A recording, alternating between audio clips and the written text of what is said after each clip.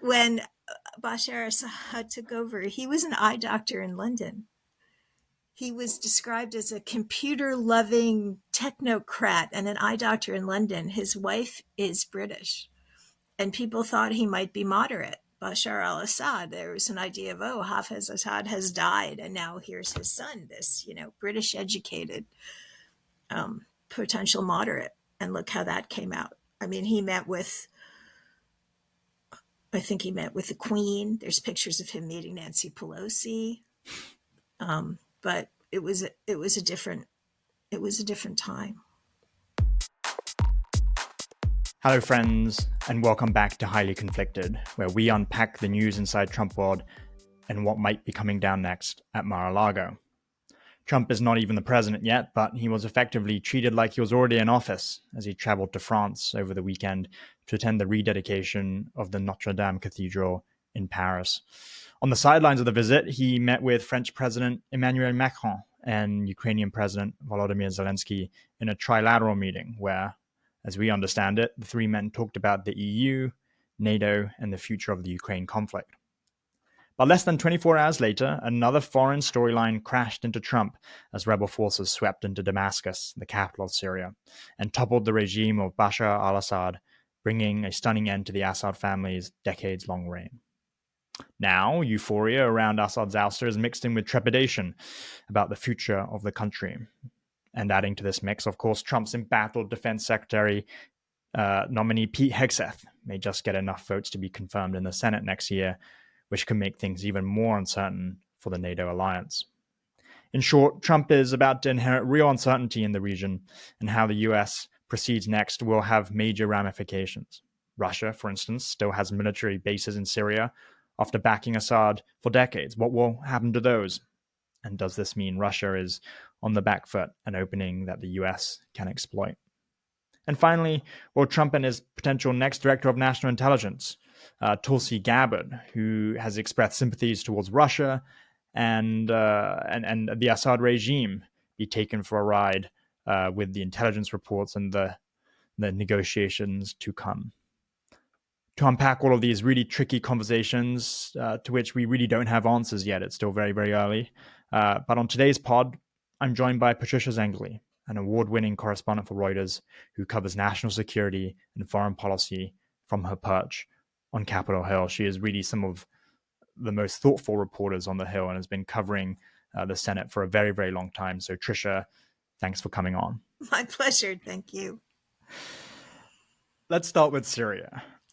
What has been the US approach in recent years about how to address the conflict there, and how has it evolved through the different administrations? It's varied widely. I'm thinking back to 2013 when Obama was president, and remember the famous red lines for the use of chemical weapons, and he was on the verge of ordering strikes on Syria over the chemical weapons. And then he backed off at the last minute, really angering a lot of hawks, and a lot of also including his allies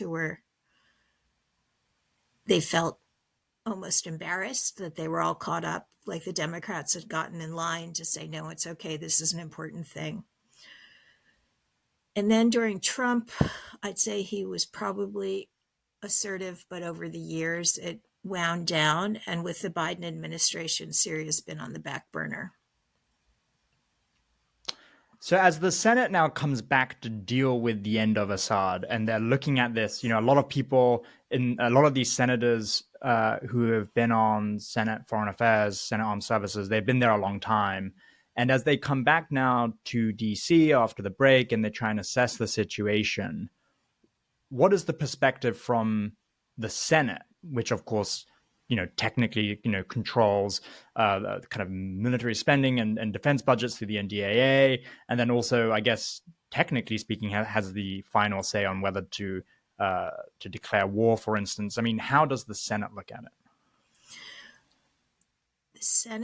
The Senate's assessing, Hugo. Always assessing. Always assessing. The world's greatest deliberative body. But in this case, I think they're justified because no one knows what's going to happen. I mean, the HTS is still designated as a terrorist organization by the US government. And they originally were associated with Islamist militant groups. They've backed off that in the last few years,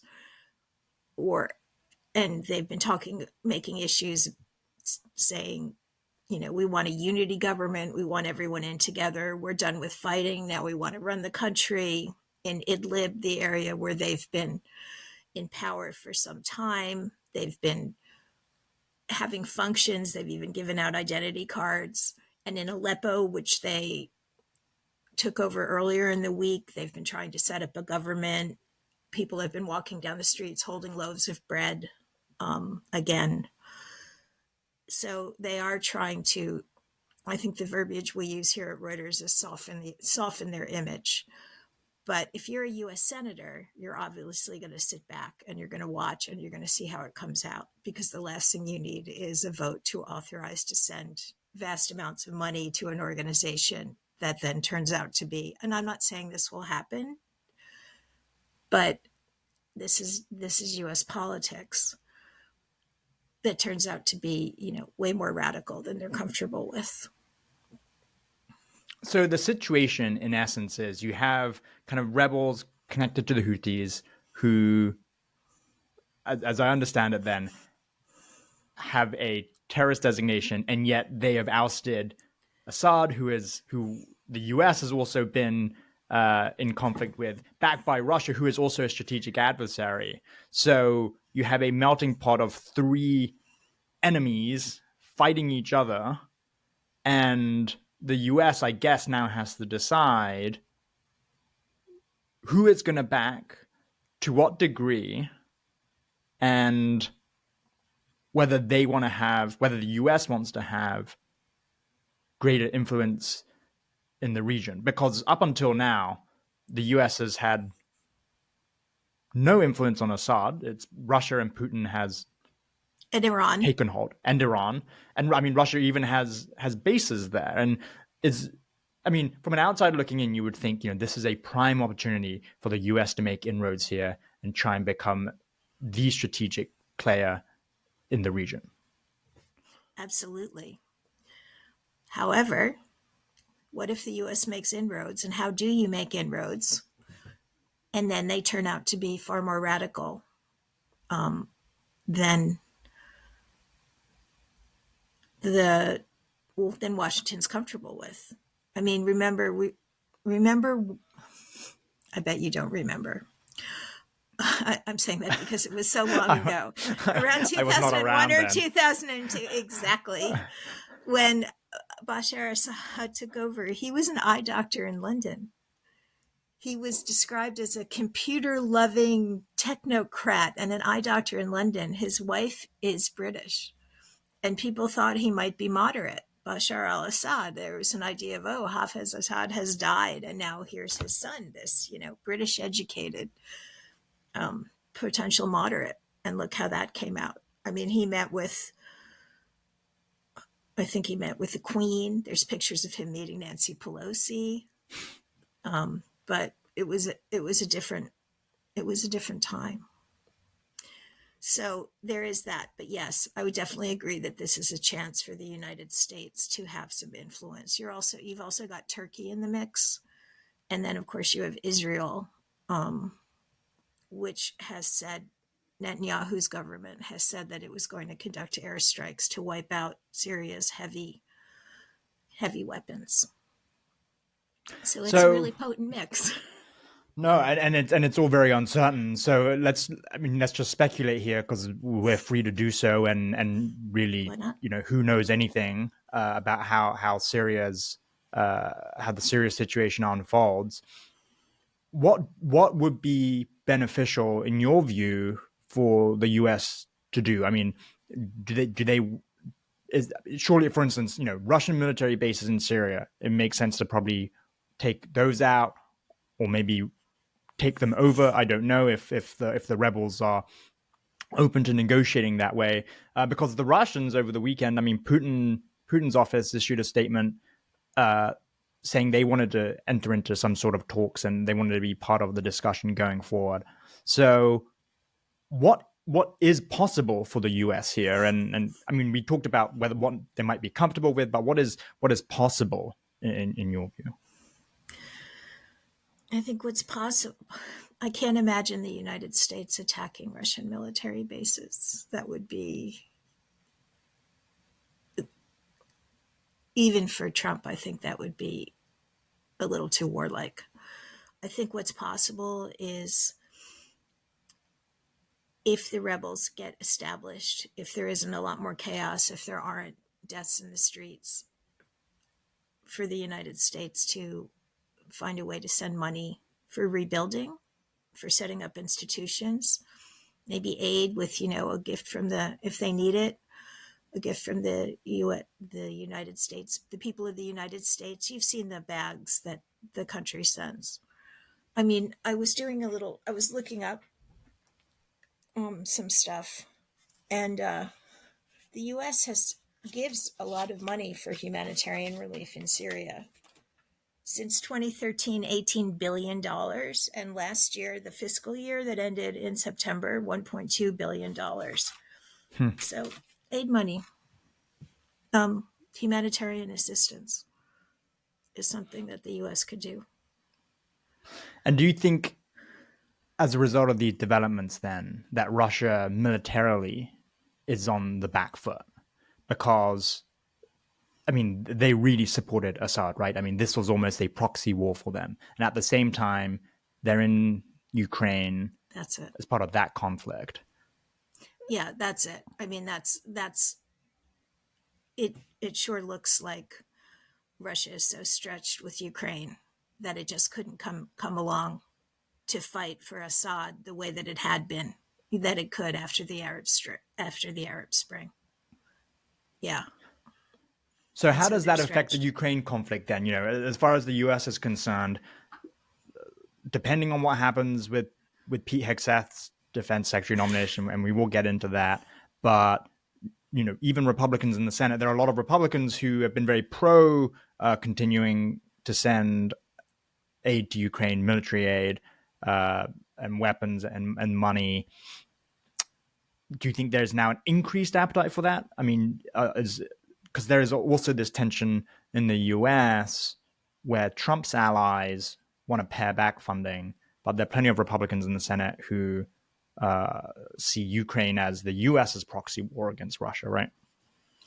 Yeah. And there's also the argument that the fall of Assad shows that the U.S. proxy war against Russia has worked. That Russia has been so weakened that he couldn't send his jets over to Syria to, bomb the rebels and stop them. And that argument is being made as an argument for the U.S. continuing to keep pressure on Russia. But there is undoubtedly a weariness. The U.S. has sent a lot of money. What is it? $115 billion has been approved for the Ukraine conflict since it started. And there's definitely an appetite for that to slow down, especially as Ukraine has not been having the same success on the battlefield as it did.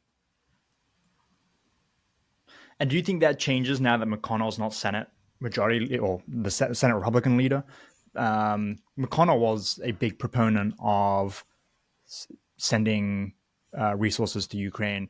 I don't know the dynamic as well as you do. I mean, John Thune is Thune of the same mindset? I mean, and if he is, will he be able to rally the Senate Republican conference around that idea?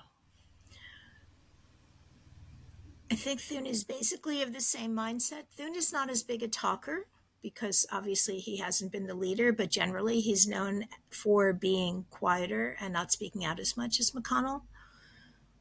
My guess would be that he also has a different conference. He has more people who are closer to Trump. He's not working, it's not a Democratic majority starting in September. You go from Sherrod Brown to Bernie Moreno. You go from Bob Casey to Yikes, I'm spacing on the name of the new guy in Pennsylvania. Sorry. McCormick, thank you.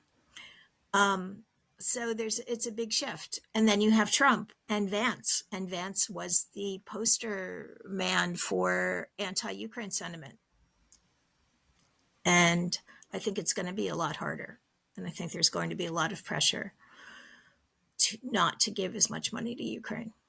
Even though strategically this may be the opportunity in which arguably you want to push harder because Russia had just suffered a setback in Syria and may want to pull back its resources in Ukraine depending on how it continues. And a lot of people have over the years gone back to that 2013 Obama Red Lines incident I talked about and said he missed a great opportunity to shut it down and make a change and effect a change and save a lot of lives and a lot of chaos and a lot of destruction and to show American strength. Do you see that conversation happening on the Hill? Do you see that conversation happening on the Hill, that red lines point? Yeah, it was, every time there's a big incident, you get a lot of these statements. Our inboxes gets flooded. And a lot of them mention things like Obama showed weakness and Trump will show strength. And Trump administration was strong on Syria and Obama was weak and Biden was weak. And hopefully Trump can now be strong. Yeah, I do see that conversation happening on the Hill. And it's also an argument, I suppose, that you could make to win over the Trump people who do seem to enjoy a narrative of strength. Yeah. So then pivoting back to domestic issues, because this is the third storyline that emerged over the weekend, which is Pete Hegseth appears to be slowly but surely narrowing the number of detractors or reducing the number of detractors for his confirmation. Our reporting was Senator Joni Ernst, one of the holdouts, who was opposing Hegseth's nomination. She herself had spoken out against sexual assault, had been a victim of sexual assault herself. There was some suggestion from Trump world that they thought they could get Joni on side because they would give her an off-ramp. They would, because she has been not zealously advocating for Hegseth. In fact, has been non-committal about whether to support his nomination. But there does seem to be a sentiment now that they can find an off-ramp for her, not least because she was accused of seeking to tank Hegseth's nomination to advance her own bid. She was on a short list for the defense secretary role. So if they do manage to get Joni Ernst on board, how many other potential no votes could be out there? I mean, maybe Murkowski, Senator Lisa Murkowski, but do you see any other major... I mean, behind closed doors, I mean, you cover this. I mean, behind closed doors, do you see other senators really pushing against Hegseth? I don't see... They're keeping it very, very quiet if they do. But one name that has come up a bunch of times is Mitch McConnell himself. He's not expected to run again. Certainly, if you read his book, he has some issues with President-elect Trump. And he is a big advocate for Ukraine. He takes military issues super seriously. And he's in line to be chairman of the Defense Appropriations Subcommittee. So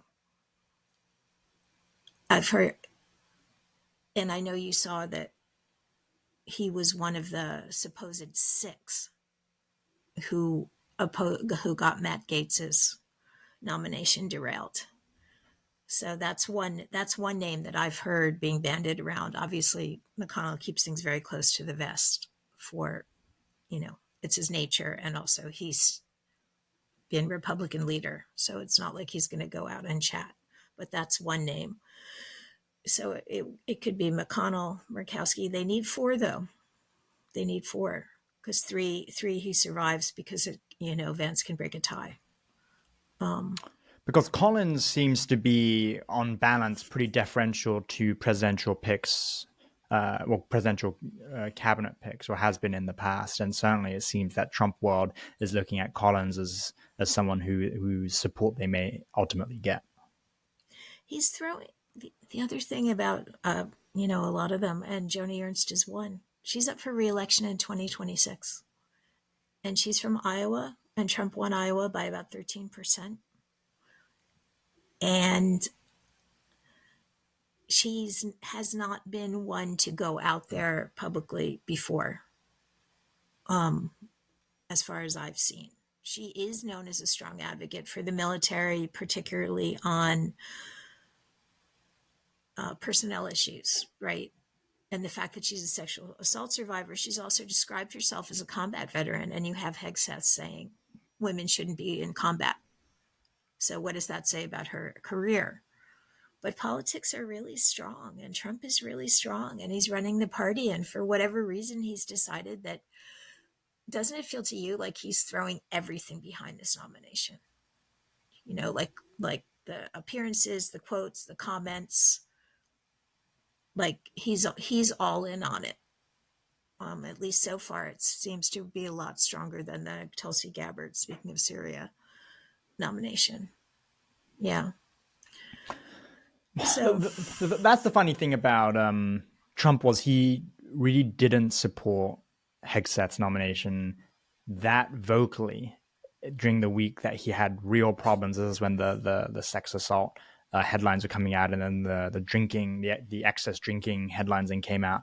And it was only after he hit, well, as we reported at The Guardian, it was only after Hegseth and his team seemed to get in a place with Joni Ernst where they were like, well, we could get Joni on side if we, you know, for instance, one of the concessions being discussed is for Pete to walk back his comments about, you know, women shouldn't be serving in combat roles. And if he walked that back or other more extreme positions he's held, then Ernst would get that off ramp to support his nomination. And that's an off ramp. Yeah. You can say I made a difference by getting him to change his positions and to listen to us, that it was a two-way conversation.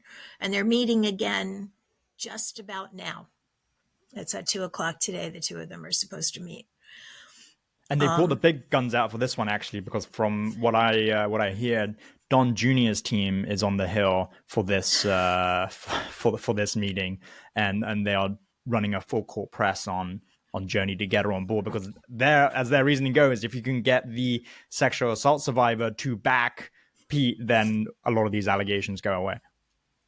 Yeah, and you saw last week at least, Hegseth was walking around holding hands with his wife as they walked. Well, I was going to say his current wife. Sorry. His latest wife. the third wife. As he walked down the hallways, which I've covered a lot of nomination processes and confirmation processes, but obviously I haven't covered them all. But to me, it looked unusual. Private so how does this play then? In their office. How does this play? You also have to remember, I mean, as far as sexual assault, this is just a fact. You are dealing with the president himself, who has faced many accusations and assertions, and indeed a court ruling involving allegations. In fact, he was adjudicated. He was adjudicated that way. Yeah, he was adjudicated that way. So I think it's reminding a lot of people of Brett Kavanaugh when there were allegations against him, and we're hearing many, many of the same lines, that she should come forward, right? It's anonymous accusations, that the alleged victim should come forward herself and go on the record. I've heard that line from a bunch of senators, and obviously Lindsey Graham, from a ton. Lindsey Graham among them, and he's one of the most important voices on foreign affairs issues and defense issues in Congress. He's really influential, and he is going to be he's in line to be chairman of the Appropriations Subcommittee that oversees the State Department budget and diplomacy. So he's close to Trump on many issues, but in the past, and Trump won, Graham stood up against Trump when he tried to cut the State Department budget very strongly. I mean, I did a story about Graham calling Trump's plans insane. So it could be something where he's, he's picking his spots. Like, this is a personnel thing. We'll give him who he wants. How much do secretaries of defense do anyway? I'm not saying they don't. I'm just saying you can see this, right? Figureheads. The real work is done below, and then there's also this whole idea we haven't even. Hugo, we haven't talked about wokeness and how Hegseth is anti-wokeness and DEI, and that is an astonishing amount of what I hear in my covering of military issues is this whole idea that that needs to be wiped out of that somehow But the at the United Senate States level, you mean at the Senate, it, at the member level, at the aides at the level? member level, at the Right. Senate level. Yeah. Yeah. But So well, that's one of the things with McConnell, right? It's the Trump team, according to our reporting, has gone to McConnell and said, "Look, you might not like Pete Hegseth and his drinking issues and his sexual misconduct allegations, but you guys surely are aligned on the need to end DEI and the need to end woke in the military and to basically have a much more conservative, mostly conservative approach to the Pentagon." Is that I mean, is that the sort of argument that would win over McConnell potentially? I don't think so. McConnell Interesting. doesn't get too much into that stuff. McConnell's about things like keeping a robust defense budget, keeping the military strong. He's an old school Republican in terms of the United States as the leader of the free world and should act like the leader of the free world as opposed to the America First stuff. Hmm. I haven't ever heard him go on about those things. Like, no, that's not him. But I've heard other people talk about it at length, including, I mean, Adam Smith, the top Democrat on the House Armed Services Committee, because they're doing the NDA this week. That's the giant defense authorization bill. And it has a provision that would ban gender affirming care for the children of service members. And it's a social issue. Hmm. It's the hot button social issue. And Smith came out with a statement last night saying that Speaker Johnson is embracing this because he wants to be reelected Speaker. It was one of those very much like, tell us what you really think, sir, because you're like, so words are not being minced. So, looking forward to a confirmation hearing. Let's say Pete Hegseth survives that far. How does that unfold? I mean, are you gonna? Do you think you will effectively get certain senators pushing for?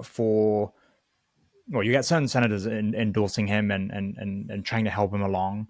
Obviously, whether that's the Lindsey Grahams of the world or whoever, and JD Vance will surely be on the hill. But do you foresee a scenario where Democrats can get some of these accusers in the hearing to testify, like Christine Blasey Ford testified effectively against Brett Kavanaugh for his confirmation hearing? It's a really interesting question. Of course, would you, after you watch what happened to her, would you do it? One of his main accusers was at a Republican conference, so she's probably a Republican, one would assume. I would be surprised, especially because it didn't make any difference. So why would you? I do think the Democrats will pull out everything they can, if nothing else, to weaken and embarrass the president as much as possible, which of course raises the whole political issue. But I think after the last campaign that Democrats, they aren't going to care. I think it's going to be a scene and it's going to be ugly. And I once covered a 9-hour confirmation hearing that was for Rex Tillerson. And I think that this one is going to be longer if it does indeed happen, and crazier. I mean, could Democrats get some of these accusers to testify only to Senate Democrats, to the Senate Democratic Conference, and maybe issue a statement later or a report or whatever? I mean, there does seem to be the sense that, especially among Democrats on the Hill, that they need to hear from some of these women, or they want to hear from some of these women. I mean, while they still, while they still kind of have power now, can they, before the new Congress comes into session in January, there doesn't seem to be an appetite to subpoena anyone or to bring them in for committee hearing, even behind closed doors, right? I haven't heard anything about that as a possibility. I mean, Jack Reed is the current chairman of the Armed Services Committee, and he's a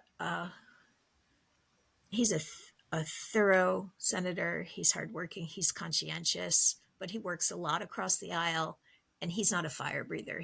I've never seen him do anything that somebody could dismiss as a stunt. I'm not saying he shouldn't, obviously. I mean, I don't know, but on the one hand, nothing would surprise me, but on the other hand, that would surprise me. That's He's interesting. just not the type. Yeah. So Hegseth might actually survive. Well, it's interesting to see how it all shakes out. Trisha, it's always great to talk with you. Thank you. Yeah. Thank you. I'm Hugo Lowell, a senior political correspondent at The Guardian. Special thanks to our guest today, Patricia Zengerle from Reuters.